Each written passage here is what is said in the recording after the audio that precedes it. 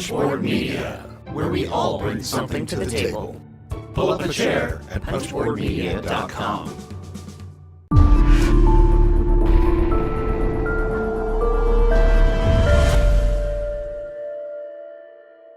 Alright, it's the last day of the convention, and I finally got a hold of the camera on this side so people could talk to me now.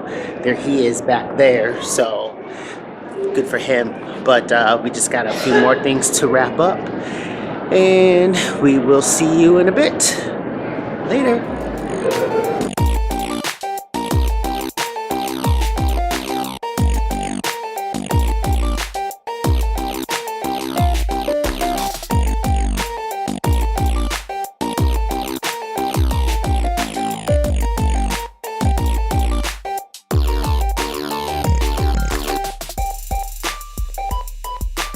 We're here at Oddfish Games talking to Jennifer, and they have Adventure Sense, and they have an awesome cookbook RPG. We have a lot going on.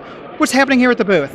Well, today we're selling scent special effects for RPGs to set the scene and create more immersion for your games. We have 76 different scents on the table, ranging from an enchanted forest to a moldy crypt. So there's good smells, bad smells, and everything in between. We're also giving away free samples of jams and pickles from our Cooking with Dice, the Acid Test Cookbook. Awesome. And we actually got to test out the scents, and I made him wear a blindfold and test out some stuff. So I've smelled some of these before, and they are fantastic and made by gnomes? Yes, made by gnomes. We have a whole workshop full of them at home, and my husband collects the olfactory glands of the oldest of the gnomes who have the most sensory experiences, and we distill them into our scents.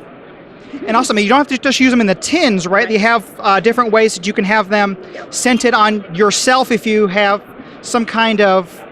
We've got a scentable locket and scentable hats.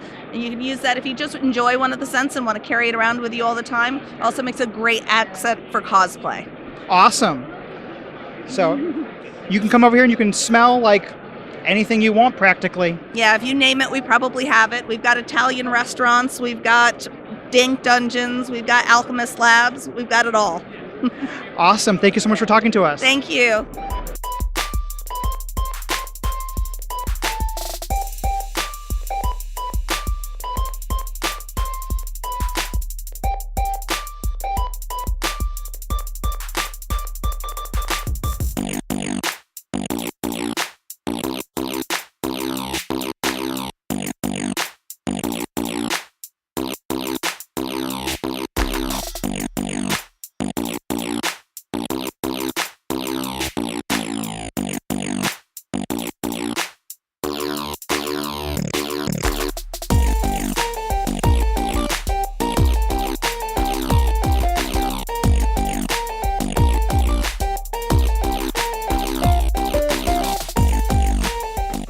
Chip Theory, and I'm going to do an interview with Patches. So, Patches, how has your con been? Are you happy to be here? So, okay. Well, it looks like you don't have much to say, but we're here, Chip Theory, Too Many Bones. Nice talking to you, Patches.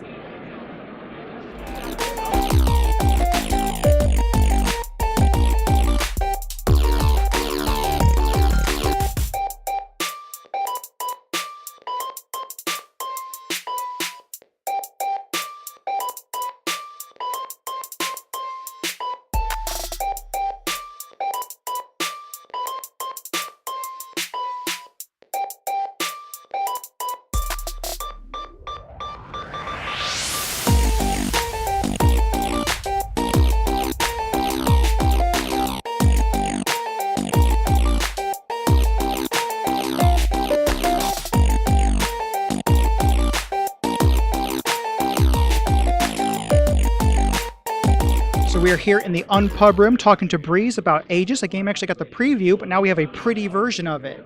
So tell us a little bit about the game for people that don't know anything about it. Yeah, so this is our game. It's called AEGIS Combining Robots. It's a light tactics game for 2 to 6 players, and a 2-player game goes 30 minutes. and it scales up to 6 players. You make a team of 5 robots, and you play against your opponent's team of 5 robots. It is made to be fast, simple, accessible, and affordable when compared to other tactics games. Just wanted to be light and cool, like Saturday morning cartoon. So there's 5 different kinds of robot in the game. You have assault, evasive, guard, intel, and support. And it spells Aegis. That's where you get the name of the game. So each class is good and bad at different things. Each robot has a piece that you move around the board and a card that tells you everything about what it does. And the main mechanic is that your 5 robots share energy with each other. So depending on which robots you choose to put on your team, it determines what stuff you can do on your turn. So you move around, you fight. Robots have different attacks and skills. And one of the cooler gimmicks is that you can put your robots together to make larger robots. So if you had like an A robot and an I robot, you could put them together to make an AI robot. And now he assaults, and he's really tricky. And same thing, if you put 3 robots together, you can make him like an AGI robot, who's more powerful, he's more versatile, more independent. And same thing, if you put all 5 robots together, you could make Voltron. So there are 100 unique robots in the game to build your teams out of. And when you open the box, it's all separated out into different pre-built teams and decks, so you don't get completely overwhelmed. There's a customizable board in the game, 2-player on one side, 4-player on the other with different art, and a bunch of different customizable terrain pieces. If you don't feel like customizing your board, there are default placements indicated by splotches on the grid. And we just wanted to make it, we wanted to give players a huge bang for their buck, players who play, more digital tactics games like Advance Wars, Fire Emblem, Final Fantasy Tactics, and wanted something that they could get into really easily without dropping like $500 on, a textbook and minis and all that. The game is entirely cardboard and standees, so you kind of have these guys. They're pretty decent size. You get a good picture of the art on them. You can tell they have like stats for quick reference.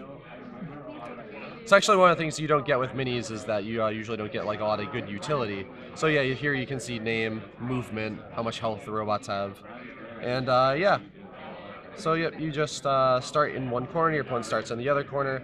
You move your guys around, you maneuver around terrain, and you try to out battle your opponent. And there's multiple different game modes. But we give players content. Awesome, and this version looks much prettier, much cleaner.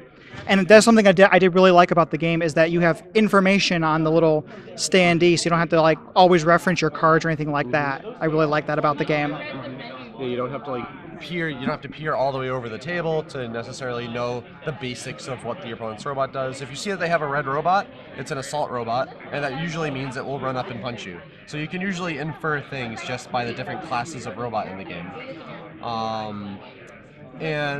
Ever since we completed our Kickstarter last year in May, we pretty much rebuilt and refined everything in the game. A lot of the graphic design, a lot of the mechanics, a lot of how the game is packaged. And we even had a whole bunch of backer-created content, so backer-created characters and robots. That was a lot of fun to work with them with. And then lastly, through the Kickstarter, we unlocked a campaign and art book. So there's going to be like a 40 or so page art book that you can get.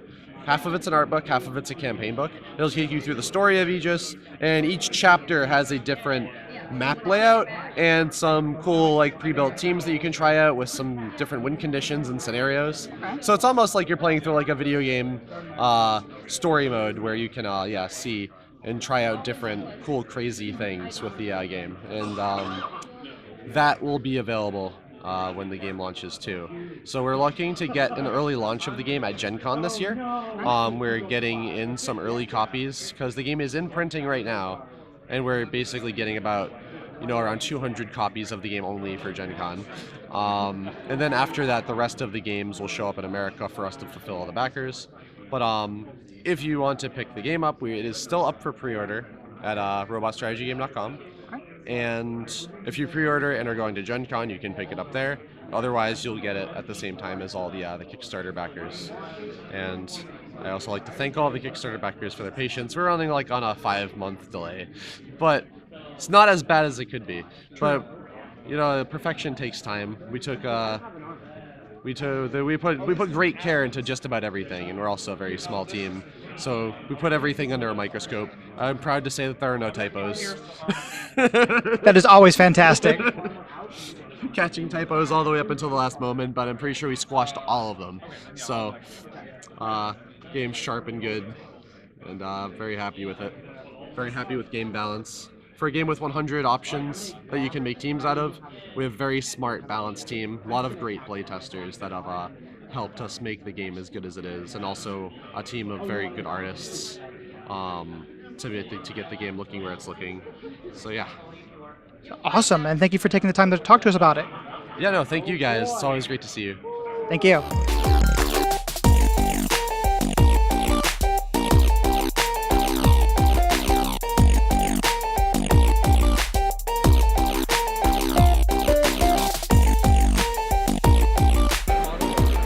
Now we're here at Bezier Games, and nah.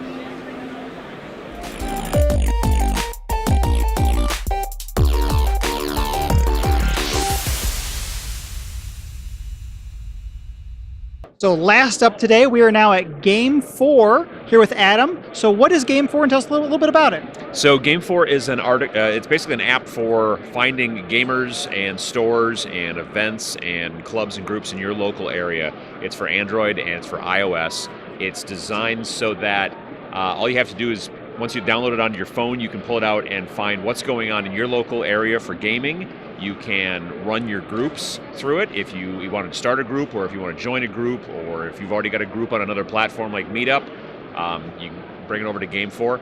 The store finder, we have a store finder portion of the app, and that is 6,200 plus stores worldwide. Wow. So pretty much any place you travel, you'll be able to find the closest store to you just through the app.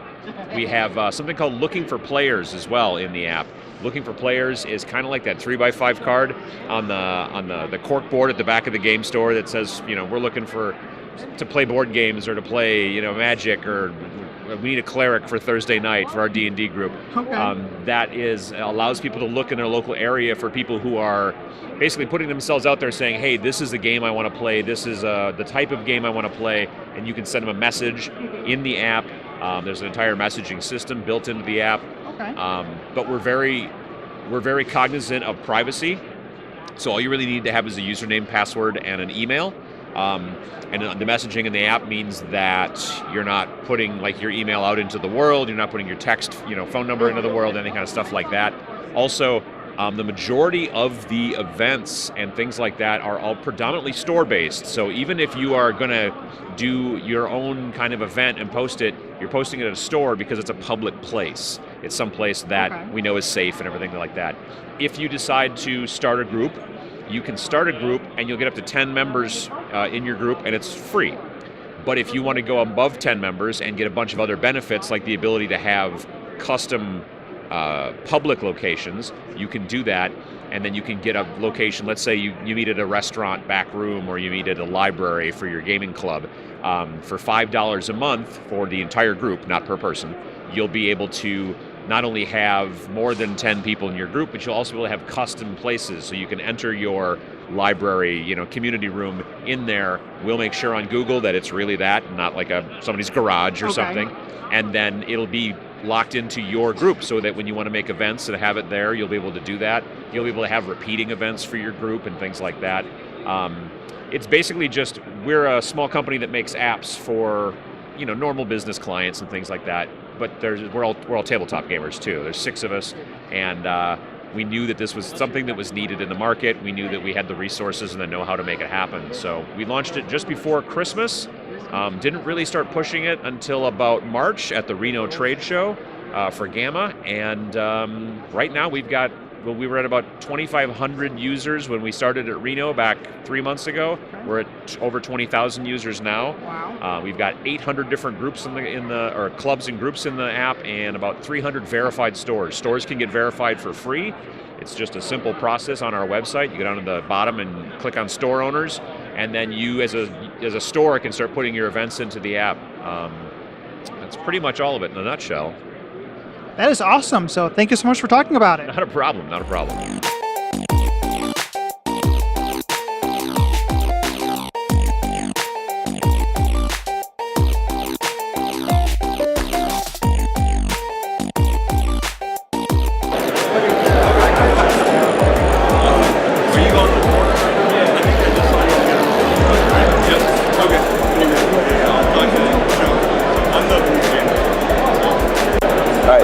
Hey guys, how Hello. are you? Good, how are you? Great. So flip your first card. Flip your first card over, as in the first card. As in the first card.